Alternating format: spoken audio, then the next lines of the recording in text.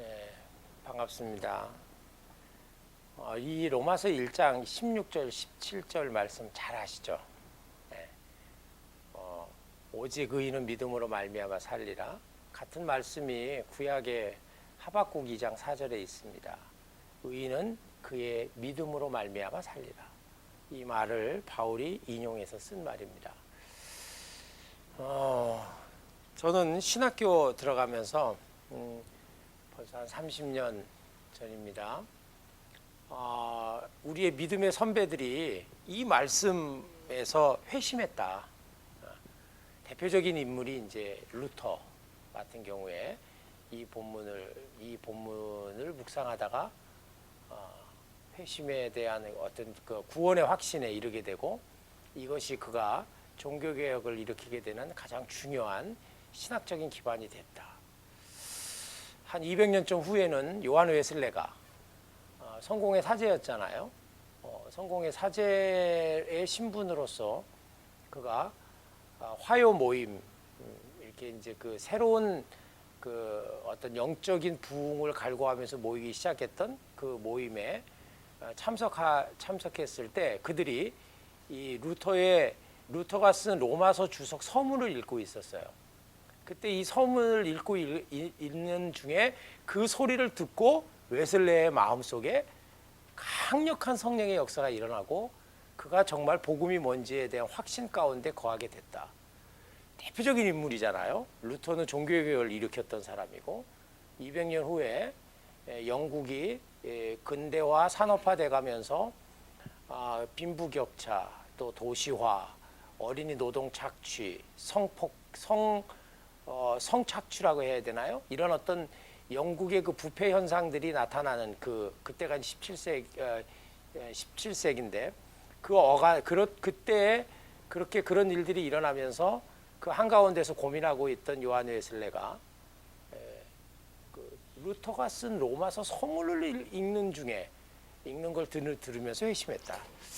저 솔직히 신학교 때요, 이 말씀을 제가 수도 없이 읽었어요. 왜 읽었느냐면, 나도 이 선배들의 반열에 들어가려면 이 말씀을 보고 내가 좀 나도 깨져야 되겠구나. 저 모태신앙이거든요. 모태신앙이니까 신앙생활에 대한 것들이 너무나도 오랫동안 몸에 배 있잖아요. 그리고 뭐 신앙에 대해서 어떤 구원의 확신이 흔들리거나 이런 게 아니지만은 신앙에 대한 열정이나 뜨거움, 어떤 그런 다이나믹함은 없잖아요.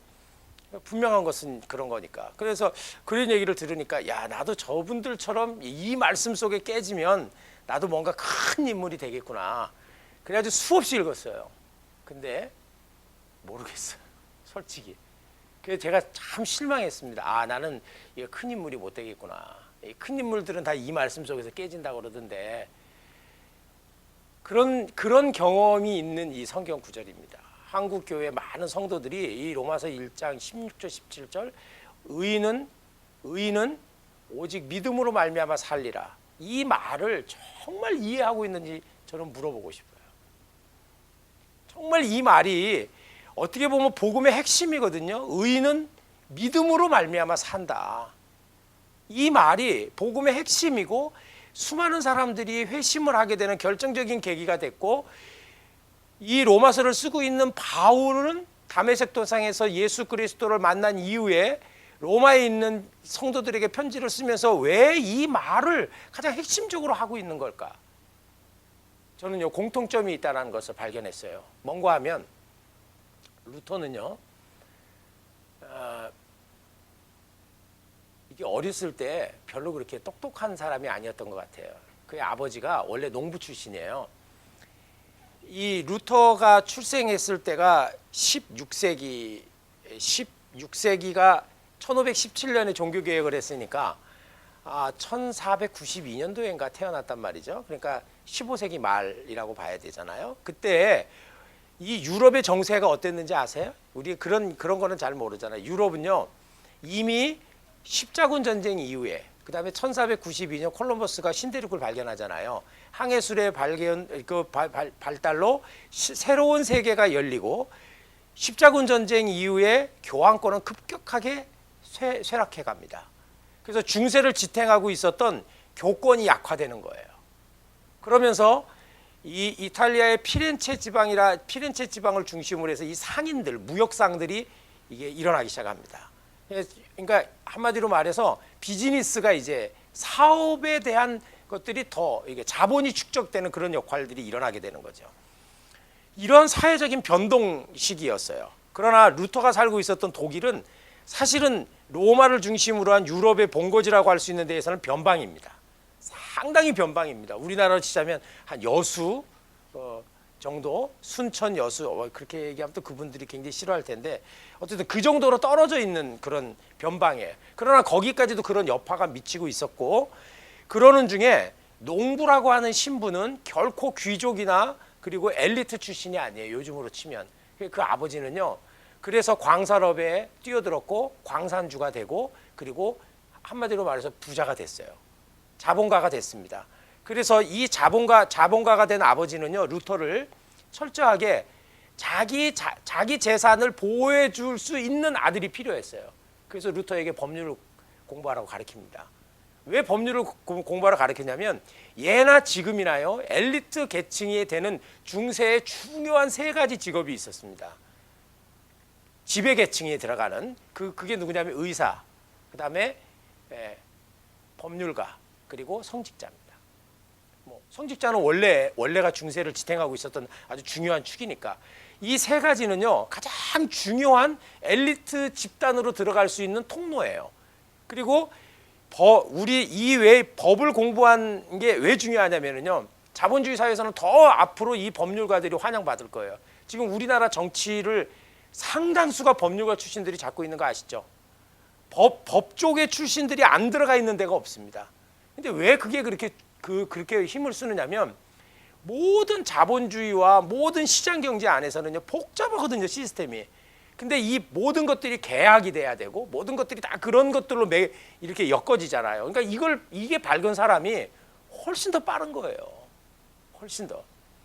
저는 사법고시에 제가 패스하지는 못했지만 공부를 5년 동안 한 보람으로 그런 것들이 상당히 밑바닥에 깔려요. 아, 이게 어떤 것이구나라는 게 금방금방 보여요. 그리고 이 루터의 아버지 입장에서는 자기 아들이 법률가가 된다라고 한다면 자기가 쌓아놓은 이 재산을 탄탄하게 보호하잖아요. 그렇기 때문에요, 요즘 우리나라 엘리트 계층에서 권력과 돈이 그리고 이렇게 세습되는 건요, 자연스러운 현상이에요.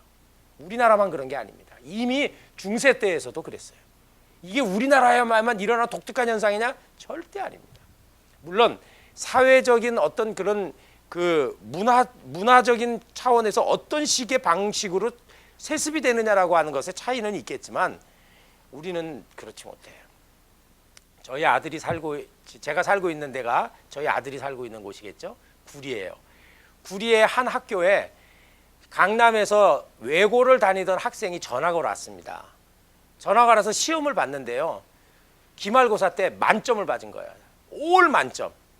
거기에는 놀라지 않았습니다. 저는 뭐냐면 그럴 수 있잖아요. 올 만점 나올 수 있잖아요. 고등학교에서 올 만점 나오는 게 쉬운 건 아니지만, 근데 저를 충격에 빠뜨린 게 뭐냐면, 그 학생으로 인해서요, 수학 문제 한 문제를 전교생이 다시 봤습니다.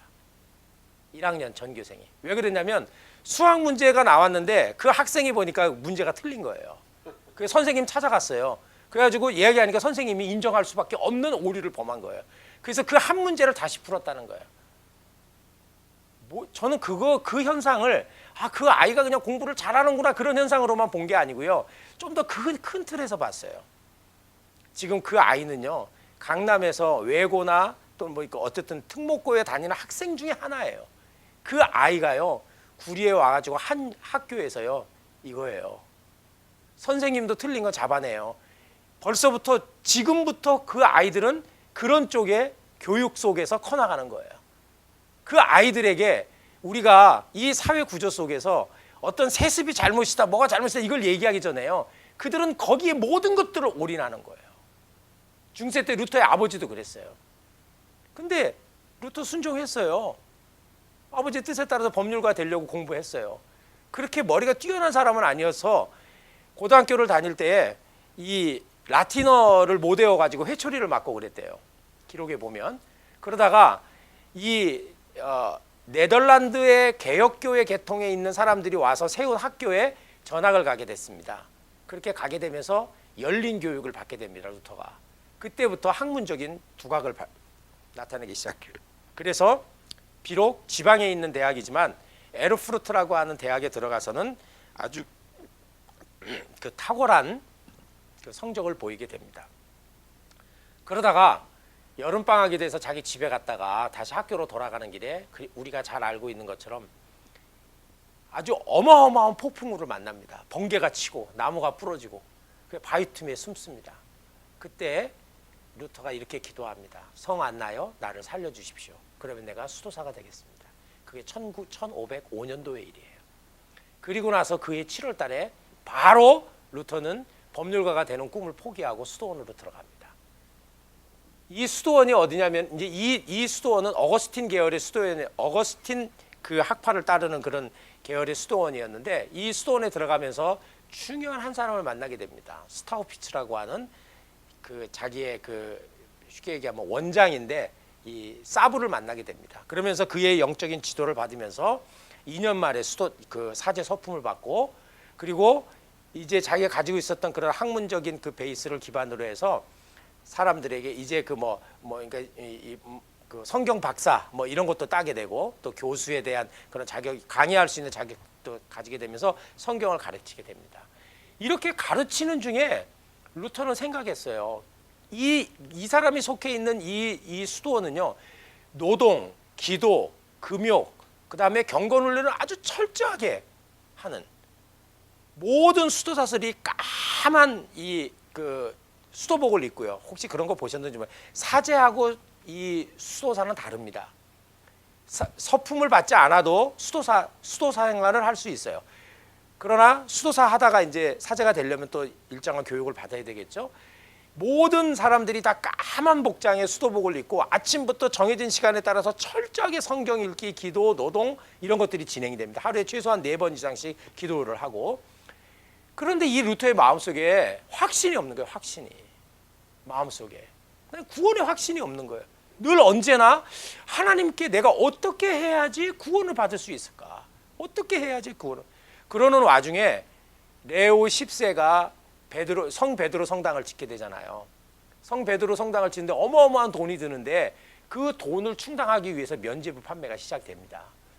그 면죄부 판매가 시작되기 전에 루터는 이 어거스틴 계열의 이 수도원 대표로 교황을 아련할 수 있는 그런 그 기회가 있어서 로마를 방문하게 됩니다. 로마를 방문하면서 순례자들이 방문을 하면은 이 무릎으로 올라가는 그 순례의 계단이 있어요. 여기 피가 철철 날 정도로 그 기도문을 외우면서 뭐 동방정교회에서 유래되고 있는 예수의 기도를 한 건지 아니면 다른 건지는 모르겠어요.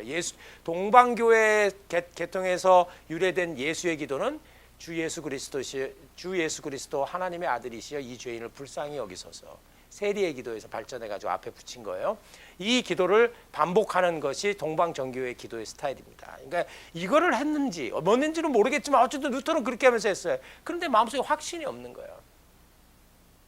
그러던 중에 로마서를 강해하는 중에 이 말씀 속에서 루터가 눈이 떠지게 되는 거예요. 자, 제가 루터의 이야기를 했습니다. 바울은 어떻습니까? 다메섹에서 부활하신 예수님을 만나기 전에 바울은요 예수 믿는 사람 잡아서 옥에 가둘 수 있는 라이센스 가지고 다메섹으로 가던 중에 예수님 만나잖아요. 그 사람 바리새인이에요. 당시 바리새인들은요 종교 엘리트예요. 종교 엘리트가 신분적으로만 엘리트가 아니고 실제적으로 경건 훈련을 합니다. 10의 2조 일주일에 1번 내지 2번 금식, 정해진 시간에 기도, 구제 철저하게 지키는 사람입니다. 사람들로부터 존경받습니다. 가문적으로도 가말리엘이라고 하는 당대의 2개 힐렐 학파와 더불어서 이 2개의 이 양대 가문을 이루고 있는 그 가문에서 가말리엘의 공부를 받았다는 얘기는 박사학위 됐다는 얘기예요. 로마의 시민권 가지고 있는 당당한 권세자였어요. 당시에 변방에 있는 사람들이 다소 출신이었던 이 바울이 로마의 시민권을 가지려면요 돈으로 로마의 시민권을 사든지 아니면 아버지가 전쟁에 나가서 혁혁한 공을 세우기 이전에는 로마의 시민이 될 수 있는 길이 없어요. 그 때문에 돈이 있기 때문에 거기서 시민권도 샀고 그리고 예루살렘으로 이 유학으로 올 정도의 그런 백그라운드를 가지고 있는, 요즘으로 치면은요 정말 엘리트 군단이에요. 공부, 신앙적인 거 어디 하나 빼놓을 수가 없어요.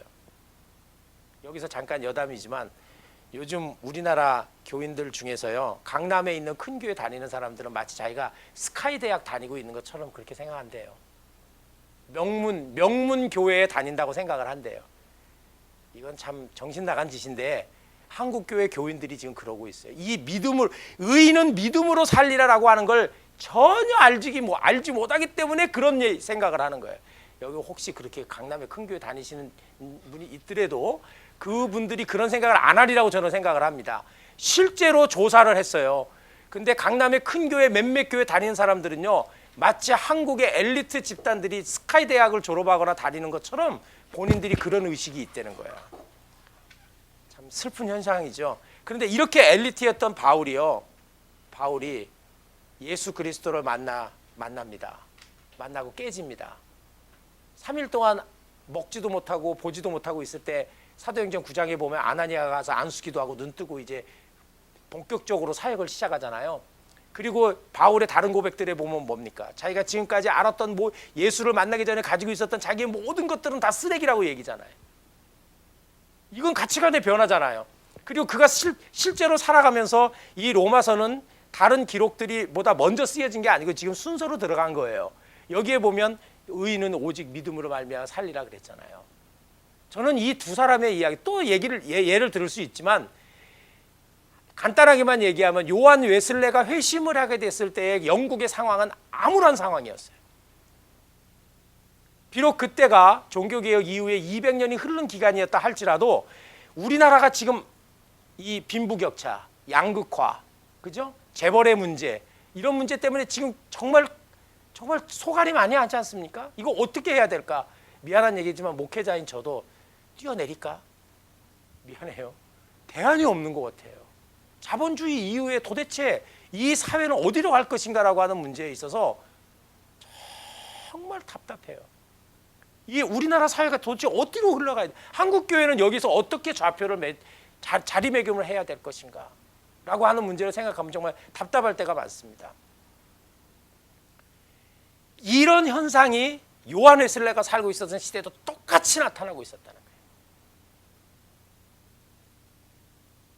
거예요. 10살도 안 된 애를 공장에서 하루에요 18시간 이상씩 노동을 시키고요 빵 한 조각 주는 게 다였어요. 그 레미제라블에 보면은 왜 그런 감옥의 현상도 나오고 그러지만은요 비슷한 상황이에요.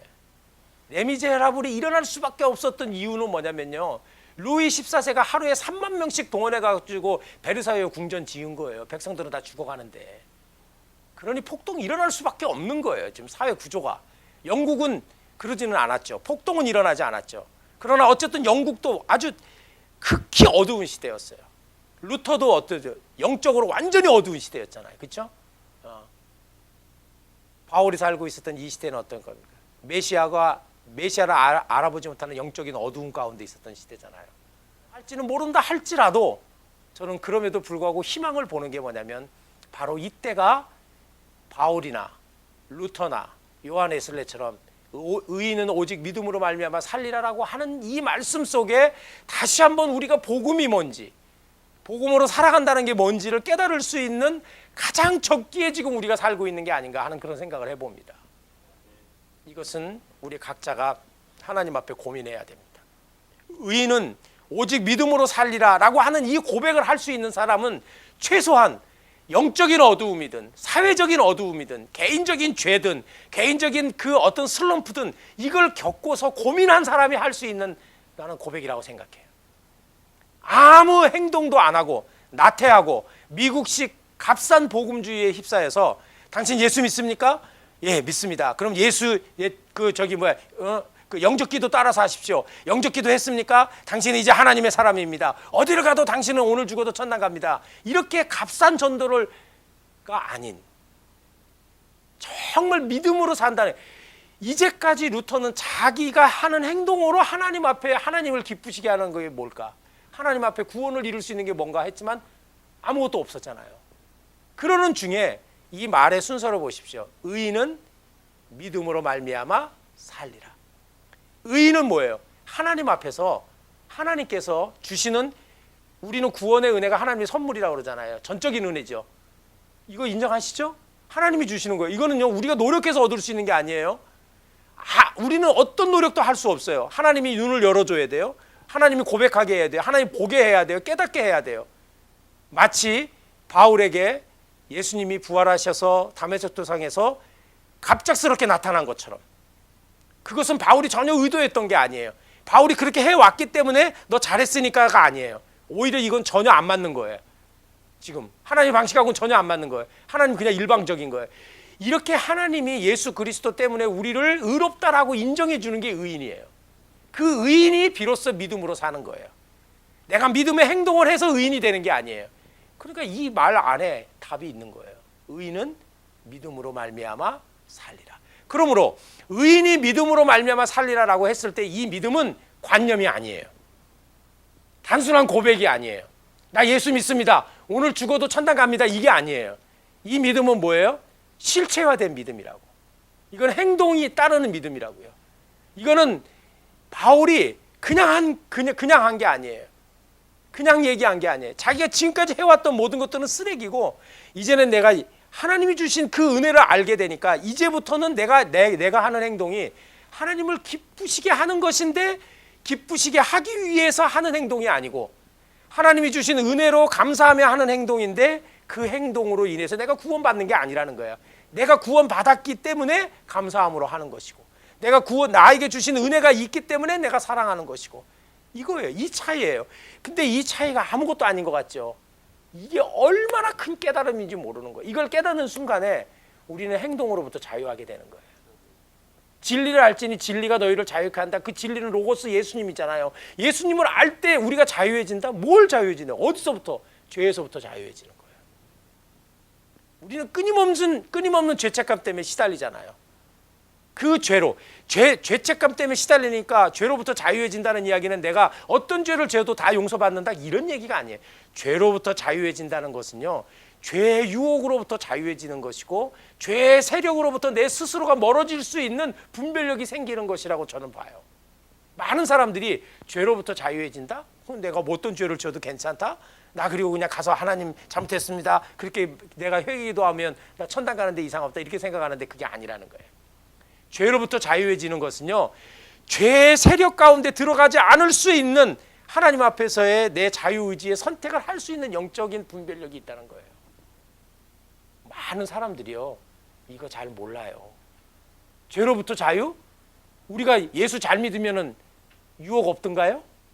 나 죄 안 짓던가요? 나 죄 많이 져요. 여러분은 어쩌는가 모르겠어요. 저 죄 많이 짓습니다. 그런데 이것이 죄구나, 이것이 하나님이 싫어하는 것이구나, 이것은 하나님의 뜻이 아니구나라고 생각할 수 있고, 거기서 내가 돌아설 수 있는 자유, 이 해방, 이 결단, 이게 믿음이에요. 이게 믿음의 행위예요. 그런데 그렇게 했을 때 억울한 게 아니야. 우리는 왜 못 가지면 억울하잖아요. 근데 그때 내 마음속에 기쁨이 있는 거예요. 이게 신앙이에요. 이게 믿음이라고. 이게 복음의 능력이라고. 이거 회복해야 되는 거예요, 우리가.